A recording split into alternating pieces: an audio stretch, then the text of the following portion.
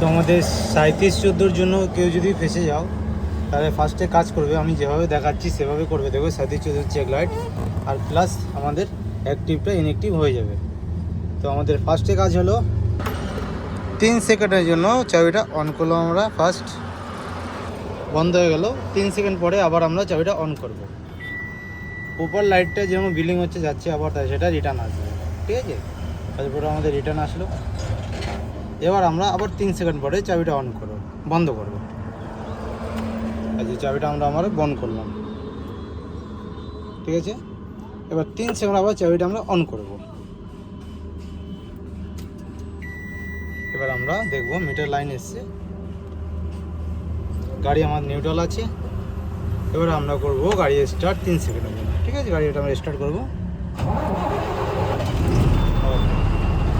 আমরা 3 সেকেন্ড রাখবো। 3 সেকেন্ড পরে আবার গাড়িটা বন্ধ করব।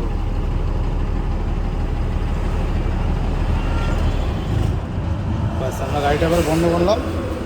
এবার আমরা দেখব চাবিটা অন করব। 3 সেকেন্ড হয়ে গেল, চাবি অন। এবার আমরা দেখব চেক লাইট জ্বলছে কি বন্ধ হয়েছে। এবার আমাদের চেক লাইট জ্বলে বন্ধ হয়ে গেছে, তার মানে আমাদের যদি 37-14তে ফেসে যান তাহলে এইভাবে করলে 37-14 ইনঅ্যাক্টিভ হয়ে যাবে। আমাদের দেখো চেক লাইট চলে গেছে, মানে আমাদের কাজ কমপ্লিট, 37-14 ইনঅ্যাক্টিভ হয়ে গেল।